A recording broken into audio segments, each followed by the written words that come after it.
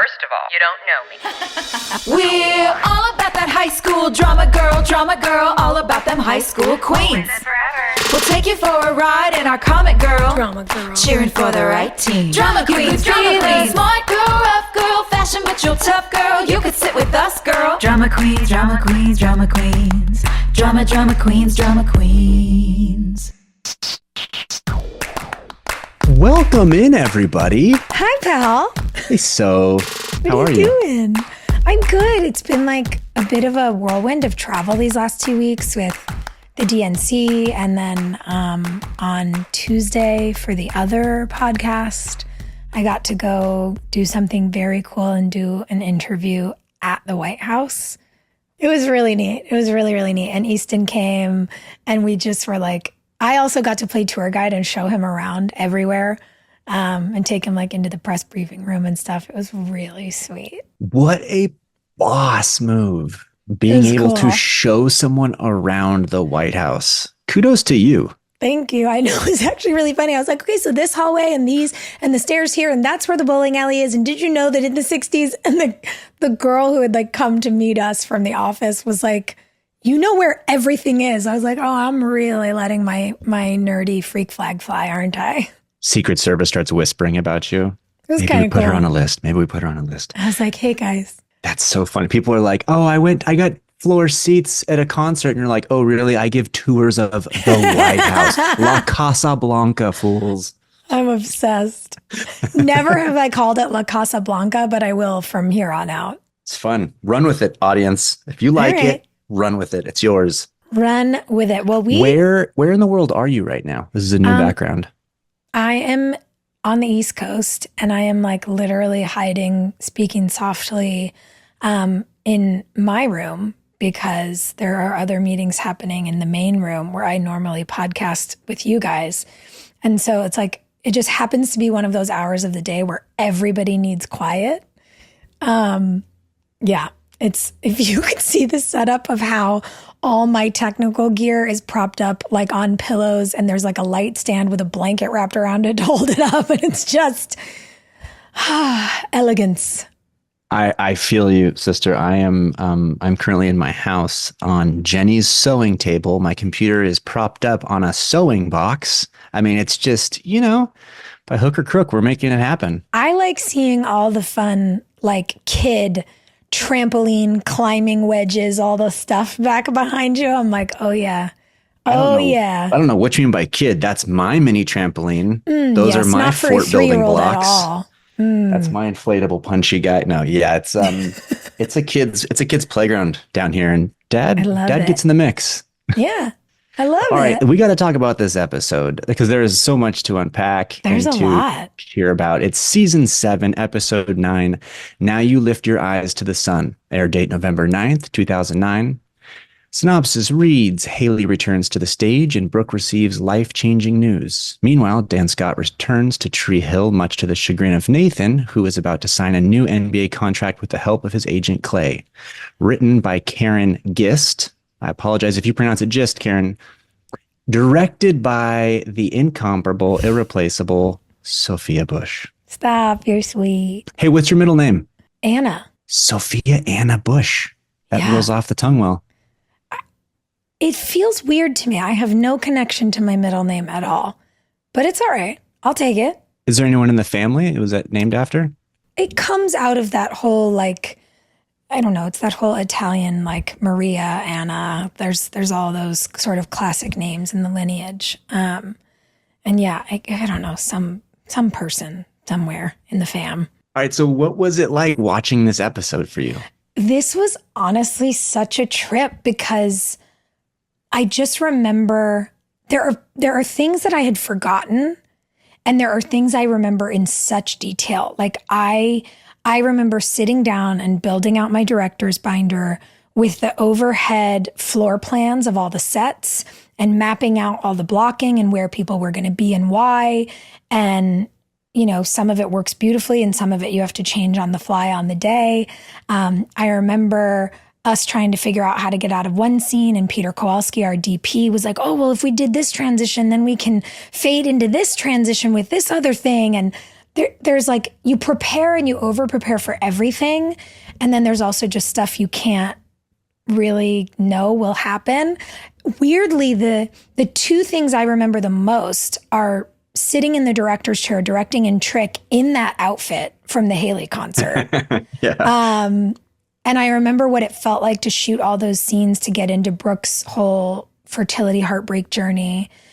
And then the other thing I remember the most is the stuff that you and me and Chantel did out at the beach that night. Because I really wanted to do this beautiful walk and talk with the two of you and have this moment out there where we could really see that you were out on the sand alone, and it was dark and it was beautiful. And the complexity of doing that meant that everything had to be on a steady cam. We had to have, someone from our electricians department holding a light on a stick, and you guys following like a ball light down the sand. I mean, it was so silly to watch it, but it looked as beautiful as I wanted it to. And it felt so important to me. I remember all of us having these conversations about that budding chemistry between Clay and Quinn, and like how I wanted everyone to be able to feel it. And I wanted it to be awkward for Nathan to be sat between the two of you when you clearly so badly want to kiss at the bar, but you hadn't yet, and the whole thing. And I was like, oh my God, it all worked. And I just remember being so invested with you guys because you were our new characters and your relationship meant so much. And feeling like I got to direct the episode where we got to see Clay and Quinn really begin and really take the leap into admitting that they cared for each other felt like such a big responsibility for me. Not just because I wanted you guys to feel taken care of, but because you were the couple coming in to, fulfill that sort of trifecta tent pole of Peyton and Lucas. And I don't know, it was so weird how invested in you guys I felt. And I completely forgot that the episode for me revolved around the love triangle with Austin and Jana. I was like, oh my God, this is the episode. And I directed those scenes you would think I would have remembered. Well, I think the stuff with Clay and Quinn, you stuck the landing. Aw. So did you guys, though. Well, thanks. Okay, yeah. I mean, it was a good team effort because I remember I was telling you Go team. Earlier in the season that there was the episode where I thought Clay and Quinn had hooked up that first night she goes home with him. Mm-hmm. And I was really disappointed and bummed out because I remember thinking, like, this is their origin story? That's what? You're like, why don't I remember this? What a bummer. Yeah. And then, of course, I realized that wasn't the case. But this episode was great because I really felt like I saw them kind of falling into place with each other. And then the first kiss, I love that it almost happens in the dark room. It almost happens a couple times. Yes. And that scene on the beach is really, it's pretty magical. Mm-hmm. Like it came across that it was a special moment because it's great. It needs to be something memorable. It needs to have, some special quality to it because it's a big thing. It's the beginning of these two, but I would say you captured it wonderfully. I just remember how much fun it was. And I remember those conversations about that scene at the bar with you guys, with Clay, Quinn, and Nathan, the scene in the dark room, how it's like when you have that feeling and it's getting so big, it's like a balloon filling up. You feel like it's going to burst out of you. And I could feel that watching you two. And I remember thinking like, oh, we're getting it. It feels like it's building and building and building on set, but you never know how something's going to translate on camera. And, there's even some funny things like the way we transitioned down into y'all's feet on the beach. We were transitioning into Austin and Jana's hands in the sink, but like seconds get clipped here and there for time because you have to get your episode to 42 minutes. And I remember being like, oh, they were supposed to be like wrestling over the little drug vial. And then like it just got to a close up of like Swarovski crystals. And I was like, oh, that was a bummer. But it's the funny stuff that, you might not notice as a viewer, but that I remember even all these years later as a director. And there was something so cool about having this experience. I'd really gotten to shadow the producers for so long at this point on our show, but no matter how ready you might feel to direct, it's also so scary. And it it lit up my love for our show again in a cool way. And it also helped me learn as an actor, if this is a really important thing for us to open the scene on, I got to figure out how to talk over it. I got to figure out how to do something to where it can't get clipped in the editing room. Mm-hmm. And I learned those lessons in such a different way, getting behind the camera and seeing it. It's like that. I don't know if you ever did you ever do commercials? I did one commercial. That's actually how I got my SAG card in high school. Same. What was yours? It was a Kit Kat commercial. Oh, was that a national commercial? It sure was. It's how I was able to get my SAG card, pay my dues to get into the union. I bought my first car. It was like the coolest thing that ever happened to me. I couldn't believe it. That's fantastic. Mine was for a Ross commercial, and they had already hired someone else for the role. But then at the callback, they had said they felt bad for me because I had to drive in from Claremont, so I was about an hour late, and they knew that, so they thought, we'll just let this guy audition. And I did the regular audition, and then they said, hey, for the callback, we just want to know, can you dance so bad you make us laugh? You were like, I was born ready for this. I just remember saying, just turn the music on. And I just freestyled bad dance for 45 seconds, and they were like, it was done. I got it in the room. But I say this because there's this thing you learn very quickly in commercials where, especially if you're doing a food commercial or a product commercial, always be the person eating the food or holding the food, because they can't cut you out. They can't cut around you. Genius. Right? I thought that was so smart. Genius. So like what you're saying, it's like talk over what you can't lose. Yeah. Force their hand. Yeah. I really learned that lesson the hard way. Next season, in season 8, I got to direct our Halloween episode. Mm-hmm. And my God, Peter Kowalski and I designed the coolest opening ever. Because I was told that they were going to forego some commercials and do like a presented by thing. So I was going to get like, the teaser was supposed to be twice as long as it was. And then, probably some person who was responsible for paying the bills on our show was like, we're not doing that. Absolutely not. And so this beautiful like action movie teaser that we directed for the Halloween episode of season 8 got chopped up. And it is actually like this thing I'm single-handedly the most embarrassed by that I've ever put out in the world. Because it just doesn't work in the way that it aired. And so I think like I didn't even realize, knowing we were going to watch this episode, which was my directorial debut. I was so excited, but I was also like, oh God, what terrible thing happened? Like, I didn't even know as much in season 7 as I knew in season 8. Like, I don't want to see the mistakes. And I was like, wait a second, this episode's actually pretty lit. I love it. It was great. I really that's love such a bummer. Did that cut of that trailer ever see the light of day, or is it alive online anywhere? No. Yeah, that's a bummer. It should have been on a DVD as an extra. That would have been so cool, actually. It would have been great. So last week, Joy and I did a Q&A, and it was funny because one of the questions, this person specifically asked, what is the deal with people wearing shoes inside their houses? And I cracked up because this episode, literally the first shot is Julian asleep on your guys' couch with his shoes on that are on a throw pillow on the couch. So not right. So not right. And so I immediately laughed. I was like, I got to bring this up to Soph, because like literally someone just asked us why. And I saw it going, what? You're gonna bring in your outside germs, your feet, and put them on your couch and throw pillows? What? He wasn't drunk. He didn't pass out. No. Well, and then there's always like this idea, right? Of, oh, well, he came in and flopped down at 4 a.m. and just passed out. And now look at him. He's got his feet up on the couch and whatever. So I get the argument. I remember the argument for like selling how tired he was and how late he must have come in. But all I can think about, particularly as a person who's lived in and out of New York City for 20 years, is like, you don't wear your shoes into your apartment in New York. No. Like, New York is dirty. It's the best place in the world. Yeah. And it's also dirty. Yeah. New York streets are gross. Sorry, New York. Your streets are gross. There's just like, it's a lot of traffic. It's a lot of germs. And I'm just like, I don't know. It drives me crazy. Like, I have the shoe cabinets by the front door. I'm like, no, shoes off the minute we get in the house. It's how you keep things clean.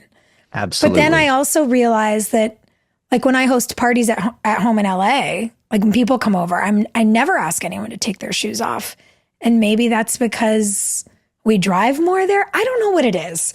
But yes, seeing Austin's shoes on the couch sent me down like a full sanitary spiral where I was like, pay attention, stop thinking about like Lysol and what laundry you need to do.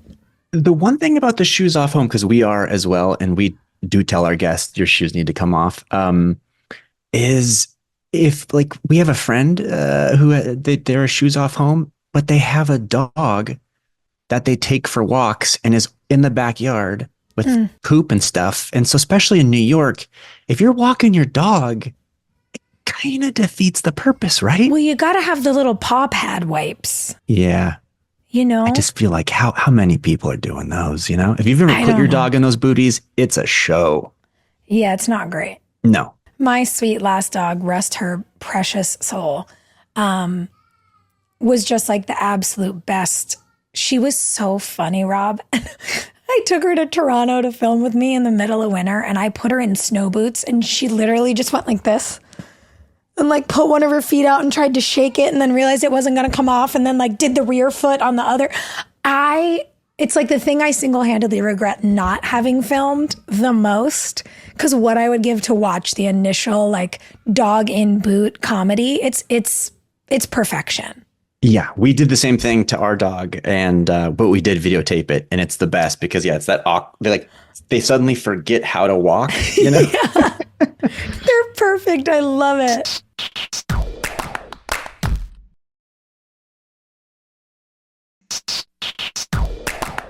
Well, nobody got to have dogs on our show, which I still think is an absolute travesty. But I guess Jamie had the bunny.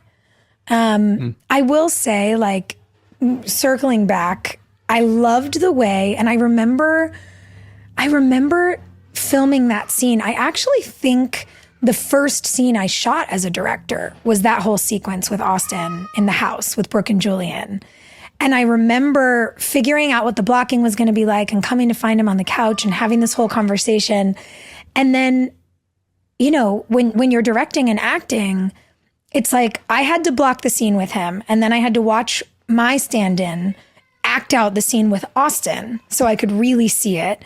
And then I had to make notes, you know, from Video Village, watching the camera move, and then turn to our executive producer, Greg Prange, who served essentially as any actor director's directing buddy on set, and go like, okay, I like this. I want to make sure they avoid that.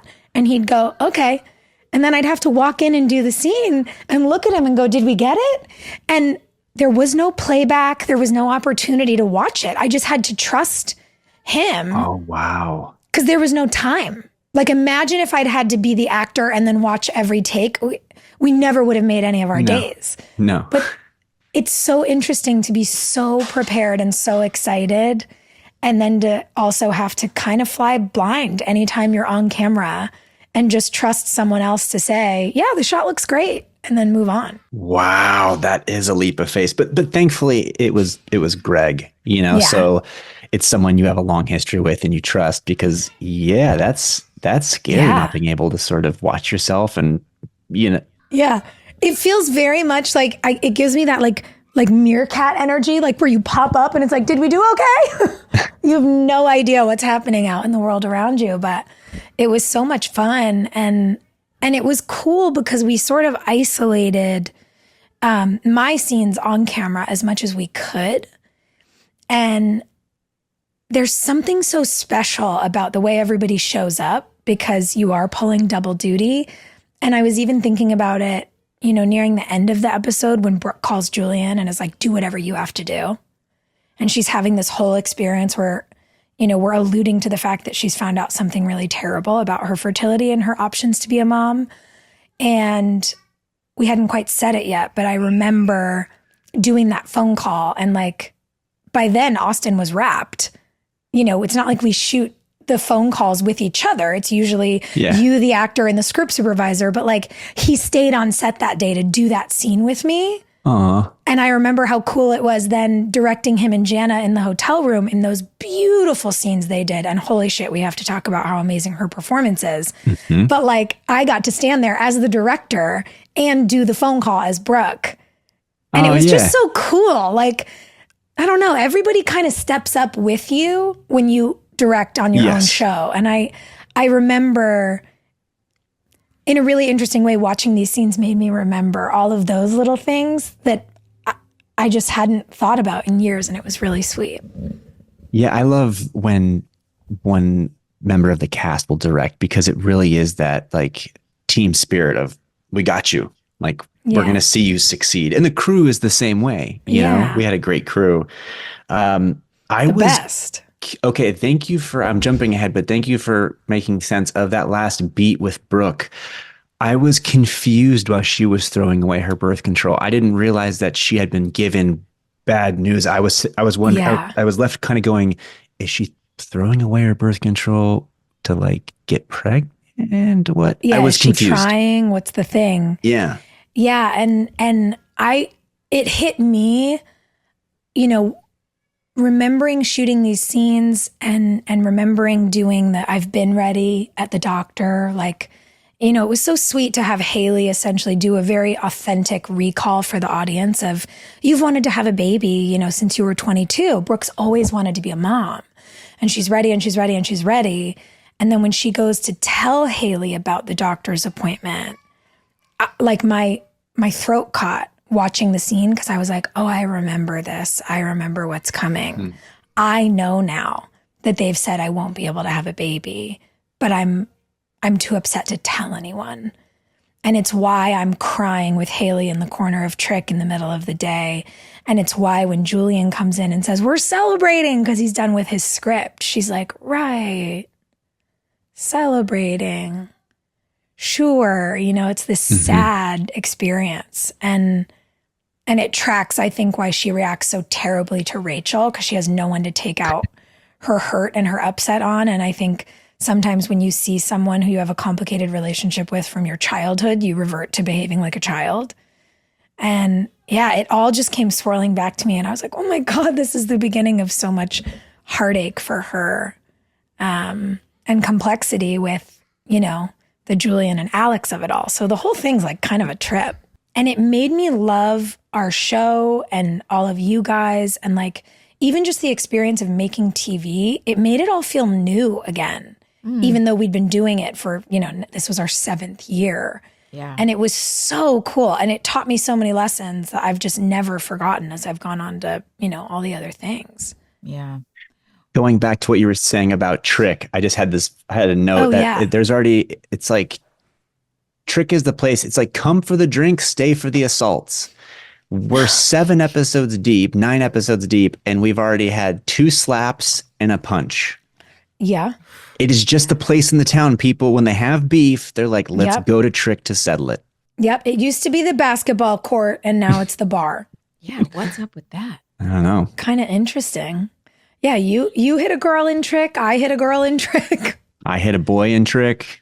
And fill me in. I was able to gather that she stole some money from you, but what exactly is the backstory with you two? Why you dislike her so much? So the backstory with Brooke and Rachel is that we were sort of each other's arch nemesis, who then became best friends in high school.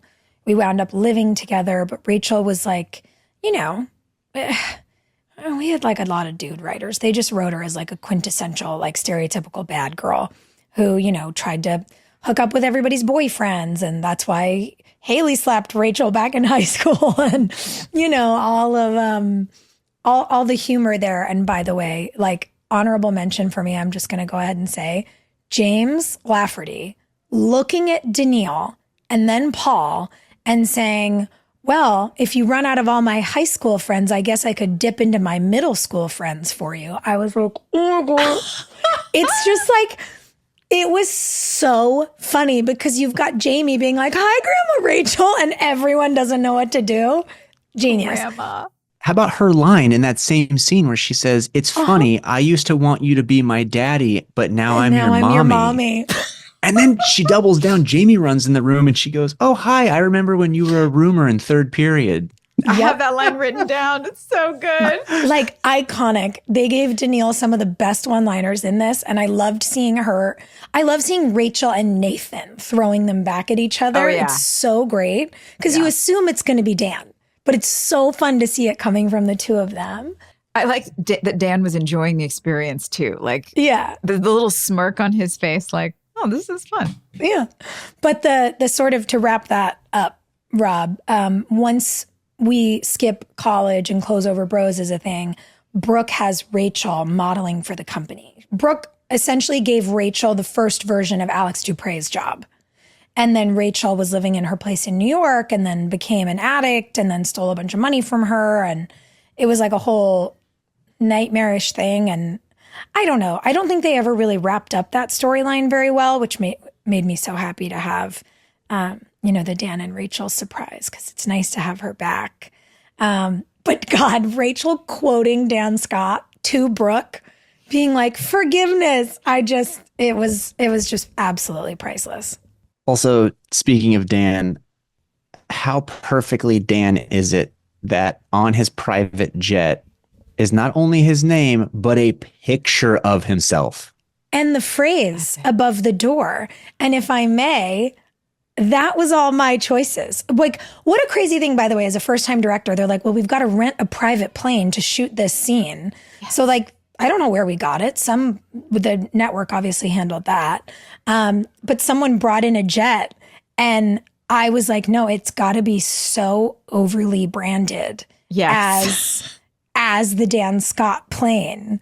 And my God, it just made me so, so happy. Step into the light over the jet door.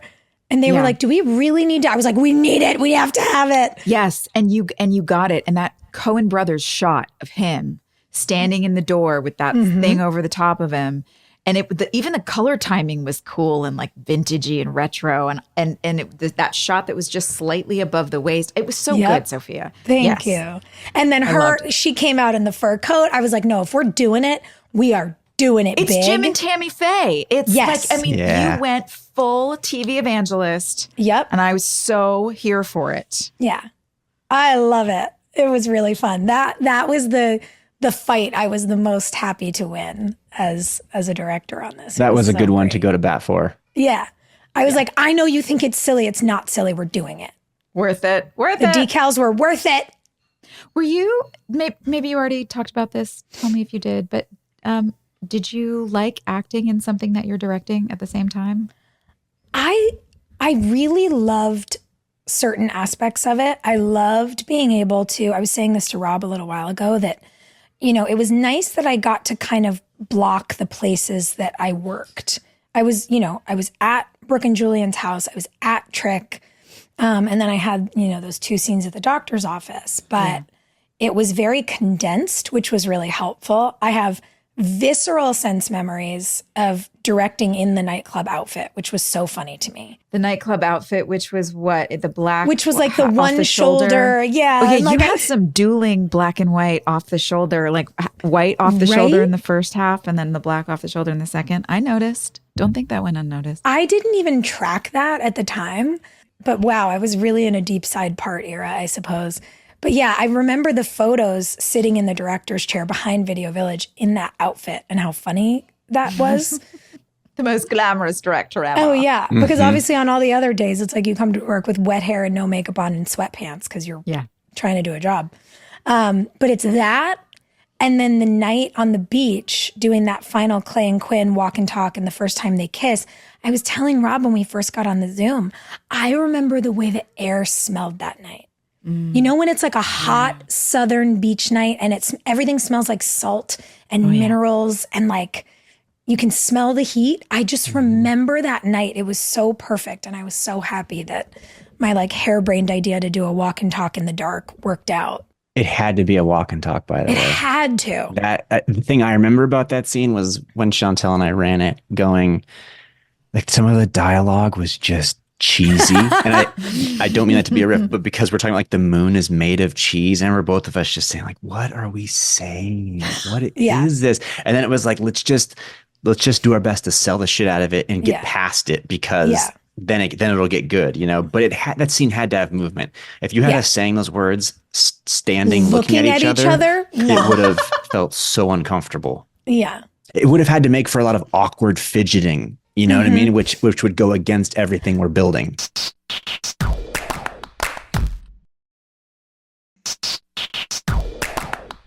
There was also something I really liked that we were able to build into this episode where as those feelings are building, as the balloon is swelling up, you were always doing something. You guys went to the volunteer center together. You were sitting at a bar facing out and stealing glances over Nathan. You were in the dark room working on photos, like walking and sometimes being next to someone, like driving in a car, not having to look at them allows you to say so much more than you might feel safe to do when you're holding eye contact. And it felt so nice then to get the payoff of when you finally turn and look at each other and you admit that you're both afraid. And then we get our hero moment. We get our hero kiss. It was like, oh, they've arrived. And it was nice to see that work out.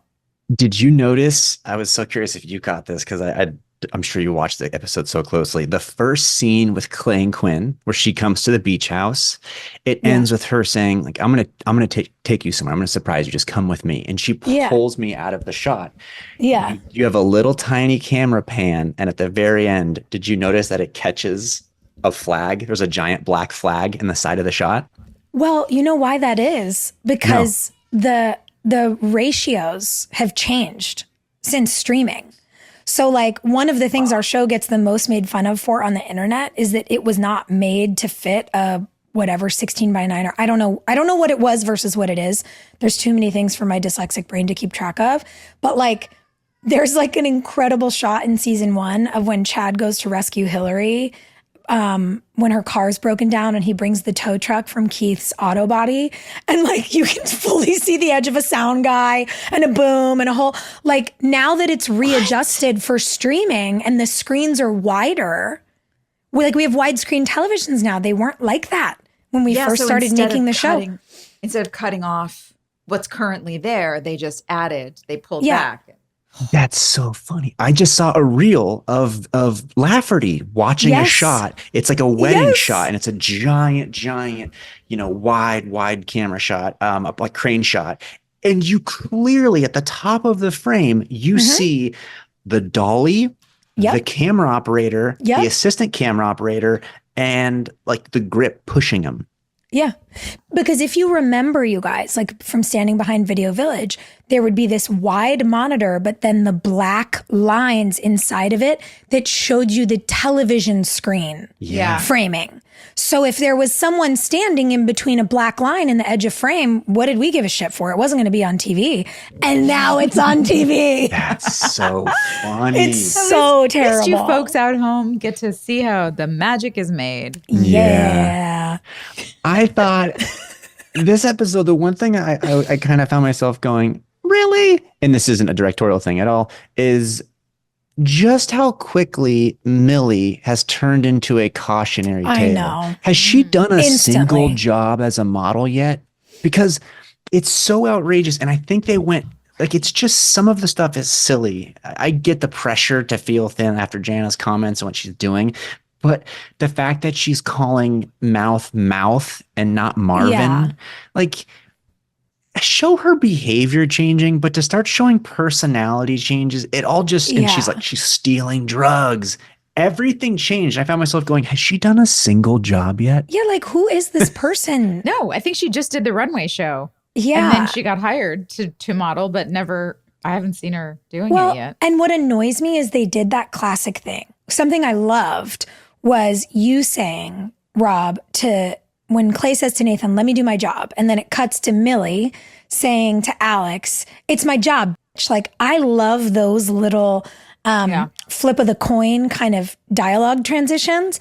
But what shocked me about it, as good as Lisa was at playing what she was given and making it feel hilarious and out of control and, yes, motivated by having to keep up. Like, I thought she did such a great job, but what bothered me was that all they gave her in the dialogue to explain this enormous transition was, I've been seen in all my C over B clothes. I need something new. I have to dip into your closet. They were alluding to the fact that Millie's been going to so many events for the company now that she no longer has anything to wear. And I was like, God, I hate when they want to excuse where they want a character to be and they don't want to do the work to get your character there. They just give you a line of exposition and they expect the audience to believe it's true. Yeah. And I would have loved to have seen more of the experiences of Millie at these parties, maybe feeling awkward and then beginning to get rewarded by behaving like a caricature of Alex and these things that she is in this episode. I want to see her journey to get here. Well, and I want to see, it was sort of like they took an Etch-a-Sketch and they just shook the Millie character and then started with nothing and then made her an after-school special. Like, I didn't feel instantly. like Millie is someone she's professional, she's organized. And it's all of that was gone. Like, there was no personality outside of, I need this. This is important. And she already has diet pills and she's stealing cocaine. Yeah. That's pretty far down the line. She's being shitty to her boss / friend. It was just. Yeah. She's stealing from Brooke, knowing about Brooke and Rachel's history. Yeah. Like, it's all so weird. So strange. But I will say something that I love about Lisa as a performer is she was like, I'm going to make these scenes the best I can, whether they make sense or not. Like, she committed to the bit. She committed to letting this girl go off the rails. And I am appreciative of actors. It took me a while to learn this. There were times when I would feel so uncomfortable when my character was being put in compromising positions or whatever. And I realized after a while, it's not my job to judge my characters. Yeah. It's my job to make their journeys true, whether their journeys are squeaky clean and great or not. And I loved that Lisa showed up, not to judge Millie, but just to allow Millie to have a whoa, what's happening to you moment. And she committed full throttle. And I really admire that about her. Yeah, her performance was great. She did that material as well as you could. It was just, I felt myself disappointed in the writing when they do the flip that fast. Yes, exactly. I wonder if they have all the boards up in the writer's room, and I wonder if they're cross-referencing, cross-section, like trying to, on a map, how you have to, like, folks on maps. On those old cartography papers. You've got the grid. You have to find, whatever your street is, 013. So I'm wondering if they have these sort of things around the writer's room where they know they've got all the storylines and how they intersect. And if they can't get character C to point 13 by episode 12, then it's a huge problem because then it starts affecting the fallout for characters in other ways all over the show. So I think it's got to be a really difficult job to keep all those balls in the air. Absolutely. And try and, cross-section everything. And by the way, part of the reason Millie had to be so far down this kind of wild path in this episode was so that when Rachel was apologizing to Brooke for stealing from her, Brooke would turn around and see that Millie had just stolen from her. Like, it had to happen this way, but it is the unfortunate thing, as we all know and remember. The great thing about being in an ensemble cast is that there are so many storylines and you don't have to do the tired, repetitive, like character A and character B go on the same journey again. But what does happen sometimes is if there's this really important thing happening in section 1 and there's not enough time in episode 708 to get over here into section 3 with Millie, they're just going to give her a line of exposition at the top of episode 709 and be like, oh, well, she's been partying and she, like they have to keep it moving. So it's like, on the one hand, I'm bummed as a viewer because I want more of her journey. And on the other hand, literally being behind the camera on this episode, I feel like to your point, Joy, I have such grace for how complex that is. And it really makes me think about the kinds of showrunners, like when you think about an Aaron Sorkin on The West Wing, where you go, oh, you're a freaky genius. That you were able to do years and years of a show and never have anything that felt like this. Like, how does a brain do that? Rob, have you ever directed anything? I haven't. Do you have a desire to? I have an interest. Okay. I had a mentor early on tell me, you're going to make a great director, Robbie. And because I just looked up to him so much, I thought, oh, so he planted a seed, but I've also just found myself. I guess the answer is my interest is growing, but I haven't had the burning desire to really start advocating for it. Yeah. Totally. Like if it was a short I wrote or something, I always try to learn when I'm on set, but I'm not. No, I think on iZombie, I remember saying, hey, if we do a 6th season, I want to direct. And there was a part of me going, I wouldn't mind if we didn't get a 6th season, because that was a bluff. I need the universe to step in because I'm kind of afraid I just said that to say it. You're like, oh no. There's so many different ways of storytelling, and your passion can lie in so many different areas of that. One of the things that I do think is so cool, though, about the opportunity to direct in a universe that you know really well, like you did with iZombie, the way I feel like I did, and you obviously did, Joy, when we were doing it this season in our show, is little things that aren't on the page. But for example, when we think about the heart-to-heart, kind of calling him out moment that I got to have as Brooke with Paul, Julian's dad. Yeah. And say, I've got this ugly poster on my wall because of you, because he has one memory of one good day. And he had to look at that and it reassessed their relationship. You see in this episode, and this was so important to me, making what was Peyton's and then Sam's room into Julian's office and putting the Thin Red Line poster in there and having him call his dad, and his dad's walking around in this beautiful LA office. And then near the end of the scene, when Paul, Julian's dad, not Paul Norris. It's so hard. I'm like, I can't say that because of Paul Dan, but Julian's dad walks through his office, and then when it cuts from Julian and cuts back to him, you see him step into a shot, and the Thin Red Line poster is now hanging on the wall in his office. Oh, no way. I didn't catch that. And that was a thing that I knew to do to tell the story of these men finding each other and having this thing and this love between this father and this son that was healing.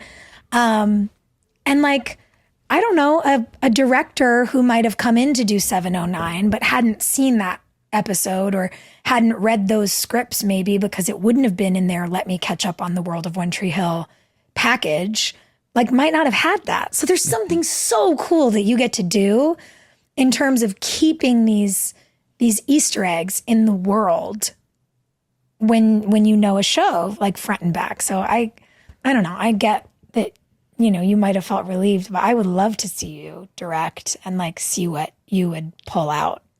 It would be so much screaming and just divisive, really authoritarian. Yeah, it would be Iron Fist. Yeah, that really tracks for your personality.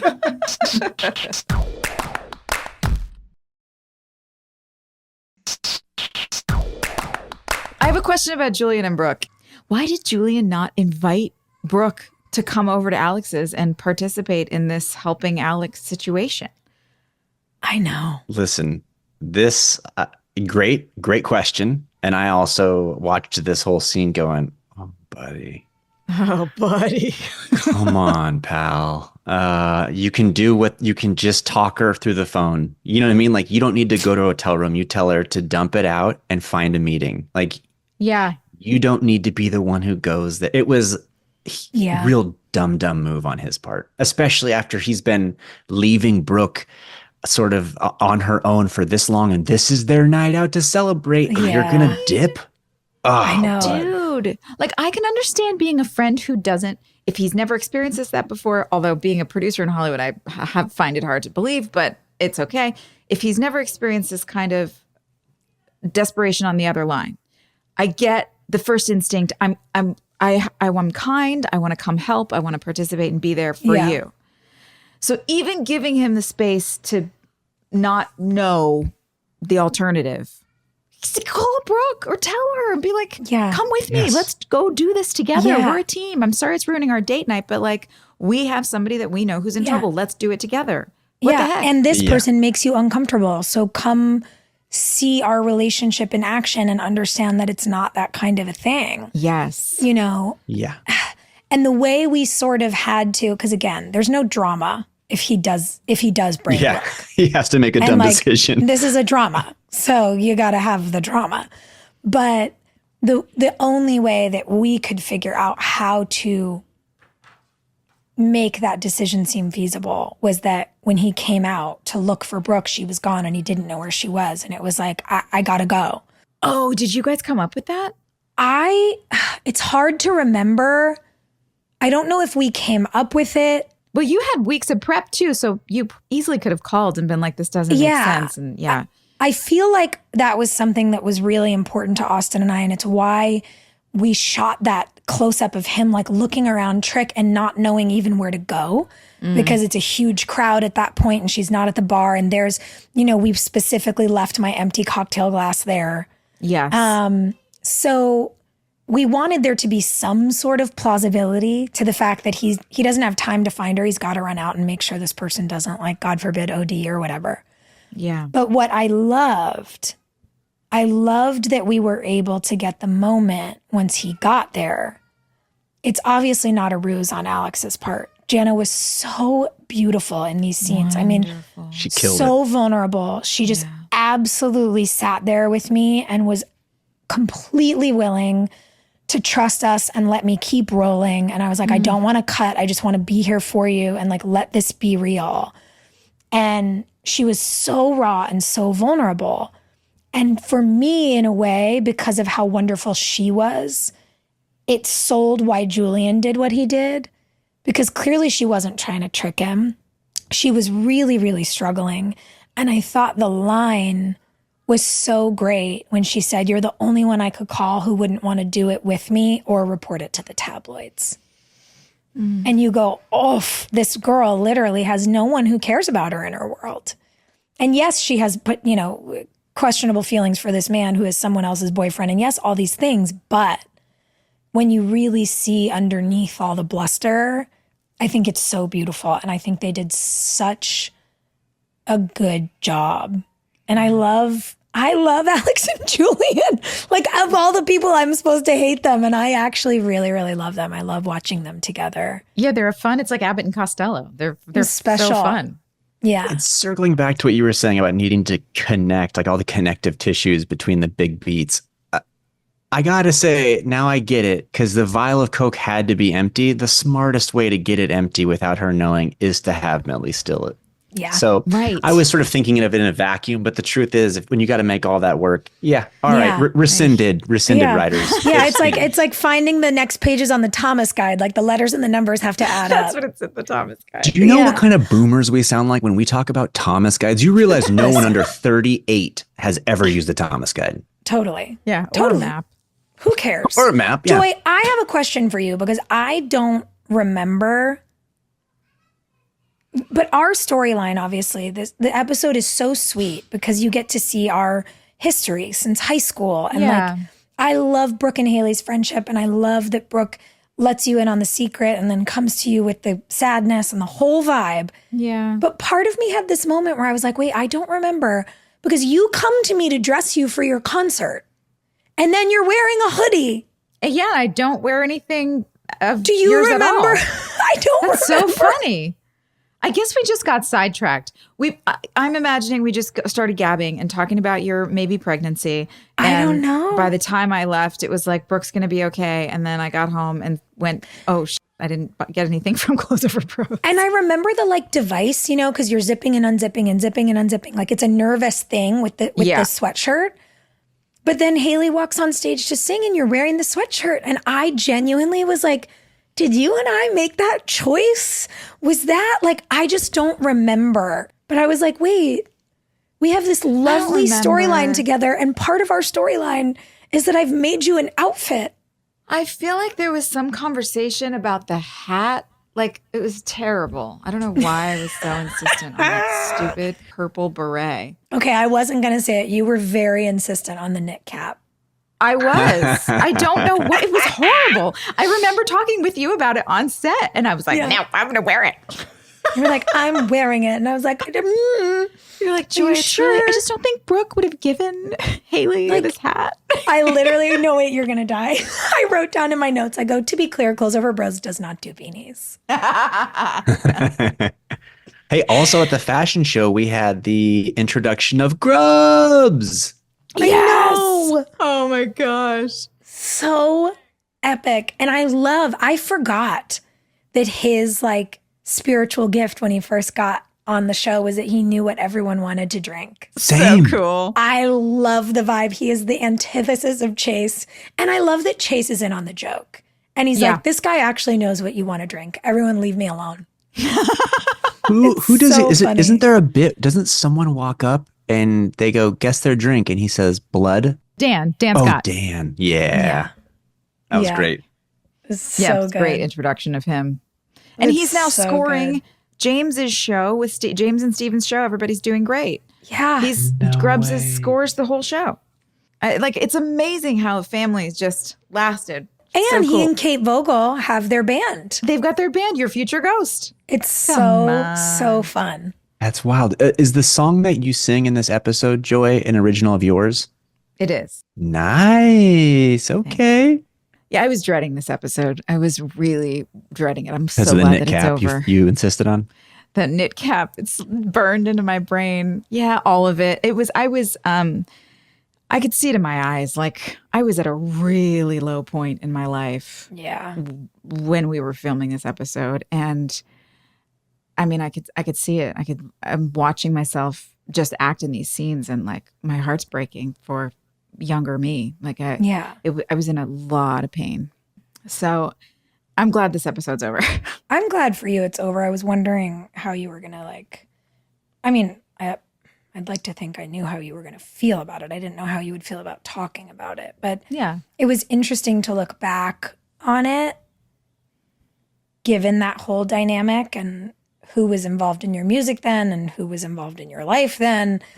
And watching it from this point, I was like, God, the ringers we got put through as young women in some of these situations that, like, on the other side of them, I'm amazed we got out of in the way that we did. And, like, we just had to go to work and Yeah. be so happy all the time. Like, just do it no matter what. Yeah. And nobody Yeah. really cared. And it is, like, very interesting when I think about, you know, the way everyone's been able to hold on to each other all these years later. I'm like, yeah, because we like survived our own, like, even within what was happening at moments on the show for us all, we each had to go through these incredible trials and tribulations in our lives Yeah. and come into work and act like it wasn't happening. And oh boy, It's amazing what Wild. artists are required to do and do gladly. Like, in spite of all of the personal pain that I was in, I actually was really glad to come to work. It was a relief for me. It was a safe haven. It was a place to come and, you know, escape. Yeah. And of course, personal lives bleed into things like being insistent on purple hats that don't look good on camera because I wanted to be in control of something. Listen, it's a fine exercising of emo. Don't worry about it. Yeah, that was the least of it. But like, it is amazing what artists do. And I really, it makes me love actors. I just love actors. Like, we care so much about telling stories and telling good stories that no matter what's going on in our life, we just are able somehow to shut it all down and dive back into the story. It's so great. Have you seen the footage of, I think it was right when Katy Perry was going through her divorce with Russell Brand, and they're videoing her right before she gets raised up to the stage, and she is like sobbing, just sobbing. She's like hyperventilating, and then it's like, and then the thing starts to go up, and she has to turn it on, and she hits the stage, and she's just on badass form.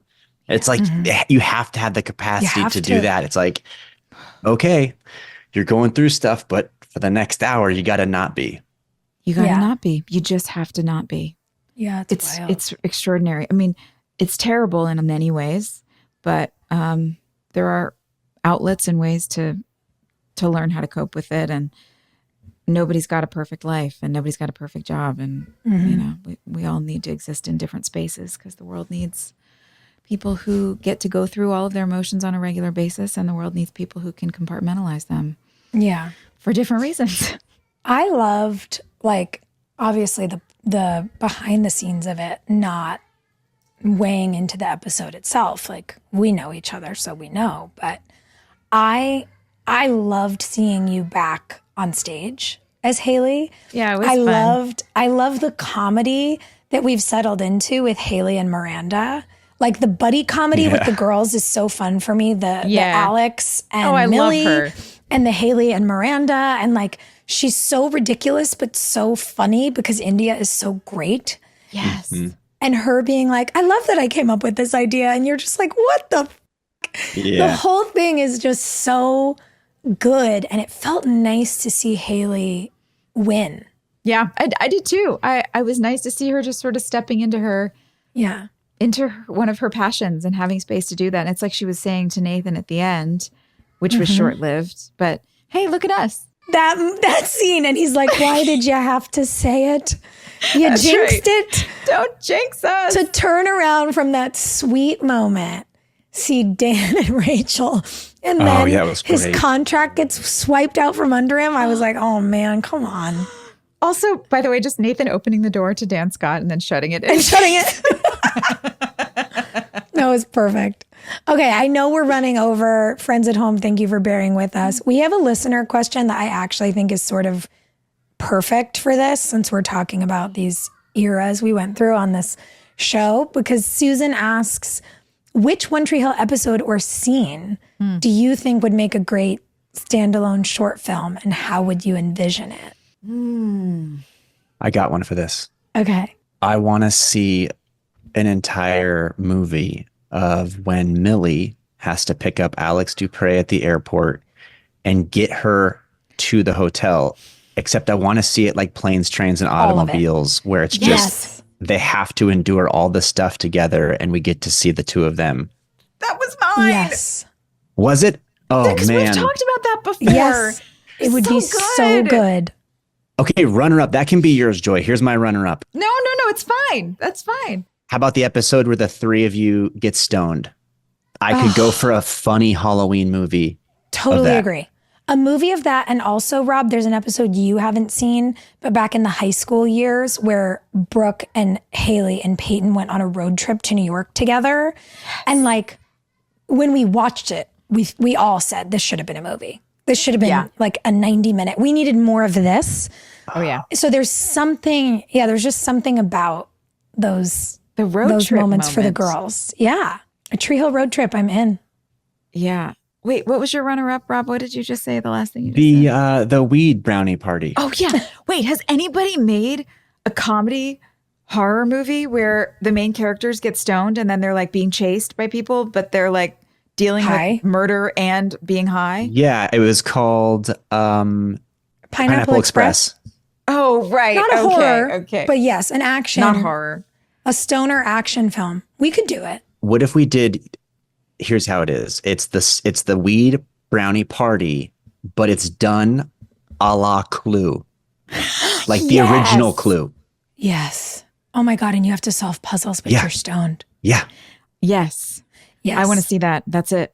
Okay, great. All right. Should we spin a wheel? Let's do it. Let's spin a wheel, friends. I really want to know what happens next week also. I have no idea. I don't either. This episode didn't lead us into anything except Nathan Scott's career. It gave me no clues. Yeah. Well, and we're going to get more of Dan and Rachel, I'm sure. Oh God, I hope so. Oh my God. Most likely to compete on Dancing with the Stars. Jana did it. Oh la la. Yeah, Jana. There you go. You guys, she did it. She's so good. How'd she do? Jana. I mean, pretty freaking well. Gosh, you know who else I think would be really good at it? Would also be Lisa Goldstein. They should go together. That could be a freaking short film. Millie and Alex go on Dancing with the Stars because Lisa did so much like incredible choreography in her first job for so long. Yes. Oh, I feel like that would be so fun. Also, is it weird that I feel like I could see Lee Norris doing that and being really good at it? Fully agree. He would be so good. Yeah, I think actually Antoine would be really good at that too, because he throws himself 100% into anything that he goes for. It's true. He does. I mean, I think it would be like, haha, this is really funny, but he would work hard. So essentially what you're saying is there should be a whole season of Dancing with the Stars just with our cast. Let's do it. Could you imagine? That would actually be so funny. Listen, I would be the first voted off, but I would give you one hell of a performance. Would you do bad dancing on purpose? Oh, 100%. Like in the commercial? Okay, great. No, the sad thing is I would actually try my hardest and probably still get voted off. I'm obsessed. All right, friends. This was Thanks, perfect. everybody. What do we got next week? Next week, we have season 7, episode 10. You are a runner and I am my father's son. Interesting. Strange. All right. Toodaloo, Thanks for joining friends. us, everyone. We'll see you next week. Hey, thanks for listening. Don't forget to leave us a review. You can also follow us on Instagram at DramaQueensOTH. Or email us at dramaqueens@iheartradio.com. See you next time. We're all about that high school drama girl, all about them high school queens. We'll take you for a ride in our comic girl, cheering for the right team. Drama queens, smart girl, rough girl, fashion but you're tough girl. You could sit with us, girl. Drama queens, drama queens, drama queens, drama queens, drama queens.